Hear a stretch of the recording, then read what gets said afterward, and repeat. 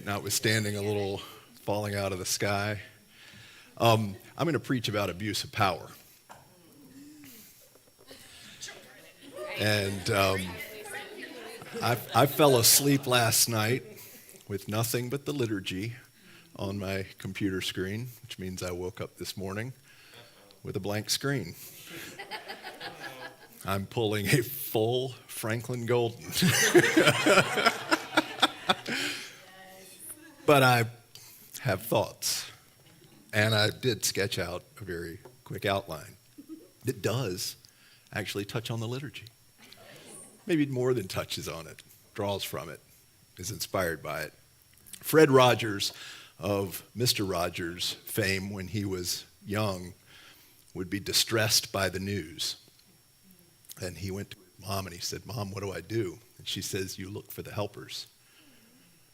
You can always find helpers." I was back in New Orleans a few months ago for the first time in 30 years. I was there for my sister, who was installed in the American College of Dentists, I believe, as a fellow, a distinction that she has earned very early in her life. And it was a great occasion. It was the first time I had been back in New Orleans in 3 decades, also 3 decades ago for my sister.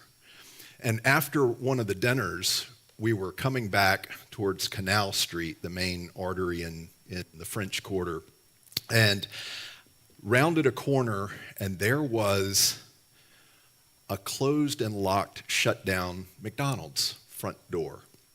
And I was immediately brought to chills, because I had been at the front door of that McDonald's 30 years earlier.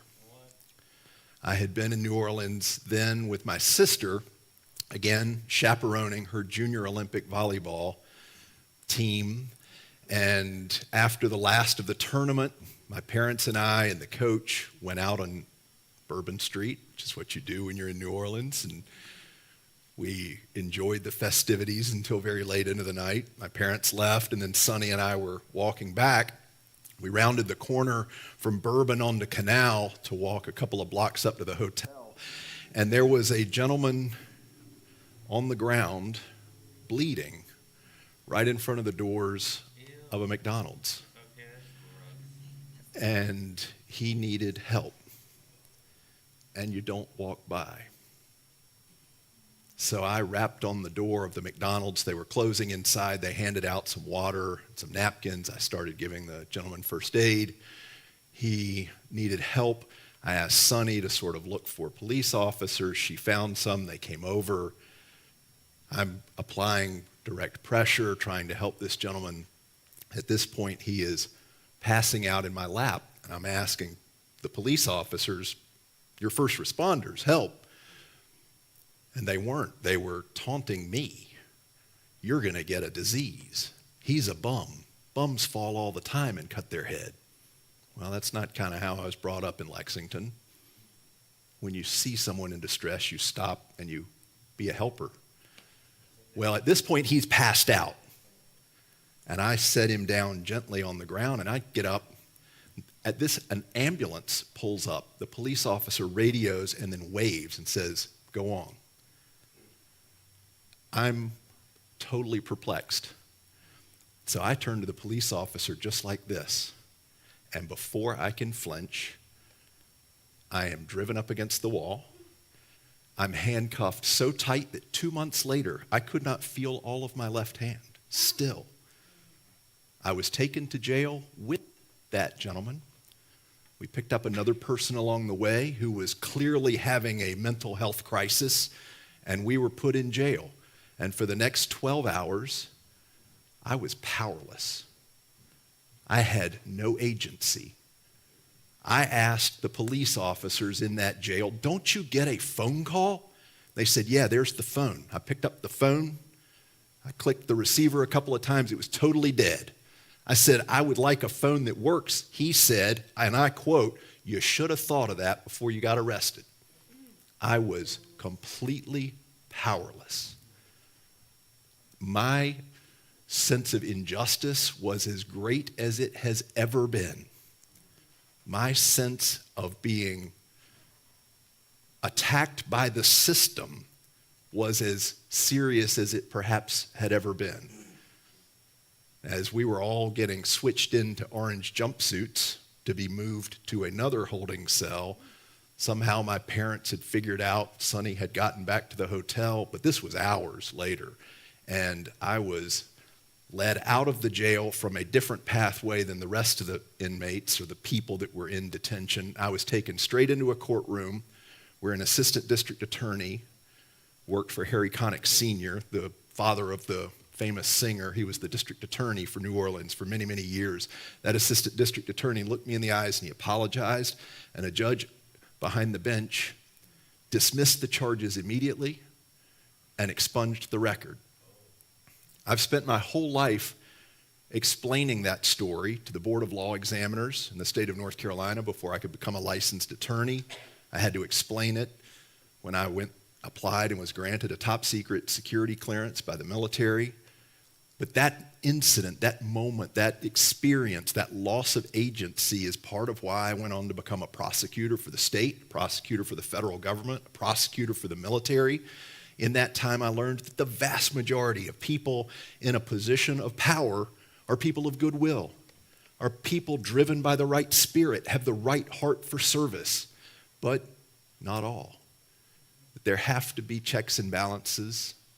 There have to be voices spoken up for those who have lost their agency, those who have no voice in a system that they maybe shouldn't be caught up in.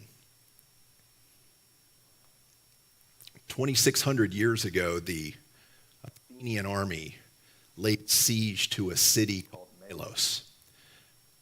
The Melian people weren't a part of this Peloponnesian War. Thucydides very famously wrote about this siege. The Melian people appealed to the Athenians. They said, "This isn't right. You have no right to use your force to take us. We are our own people. We are peaceful. We're not engaged in your conflict."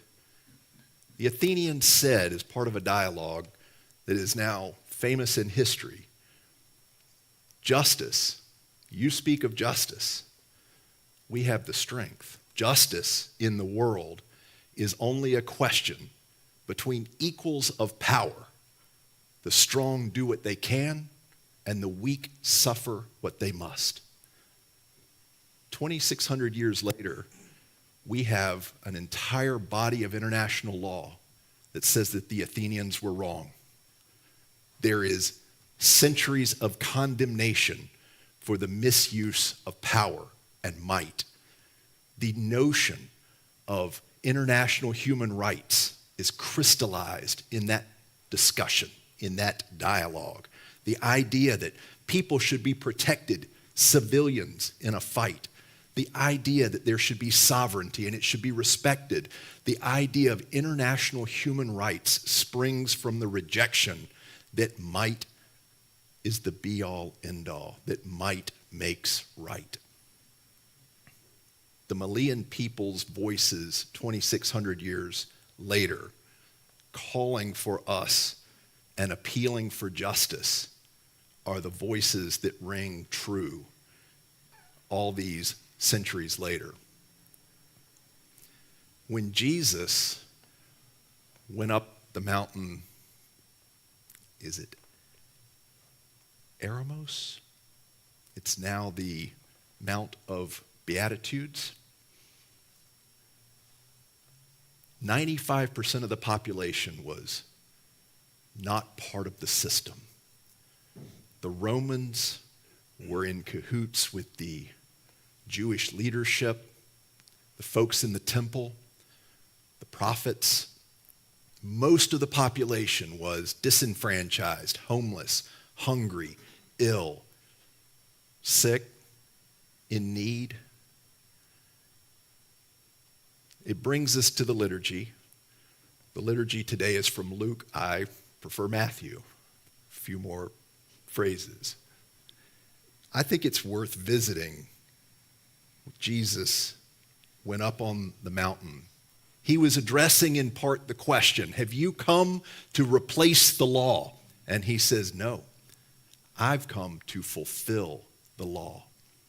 The leadership at the time was corrupt. They were using spirituality. They were using the law to hold people down, to lift themselves up, to line their own pockets, to abuse their power. People gathered around Jesus to hear him say, I'm not here to replace the law. I'm here to fulfill its real purpose. I'm here to appeal to something greater. Matthew 5, 3-11. Blessed are the poor in spirit, for theirs is the kingdom of heaven. Blessed are those who mourn. They will be comforted. Blessed are the meek. They will inherit the earth. Blessed are those who hunger and thirst for righteousness, for they will be filled. Blessed are the merciful. They will be shown mercy. Blessed are the pure in heart, for they will see God. Blessed are the peacemakers, for they will be called children of God. Blessed are those who are persecuted because of righteousness, for theirs is the kingdom of heaven. Blessed are you when people insult you, persecute you, and falsely say all kinds of evil against you because of me. This is not just calling for people to be better. It is a clear manifesto against the abuse of power. And 2,000 years later, this is what we celebrate. This, not the abuse of power, not the Athenian armies overrunning and destroying the Isle of Melos. We celebrate justice. We celebrate love. We celebrate what Jesus brought from the top of that mountain. Just like Fred Rogers, when the news is tough, when the news is grim, we look for the helpers. Jesus calls us to be helpers. Jesus calls us to speak truth to power, to claim justice. Jesus calls us not to walk by when someone needs help. Jesus calls us to see the people that aren't being seen and make sure their voices are being heard. That's the good news. Amen. We pass the mic now, don't we?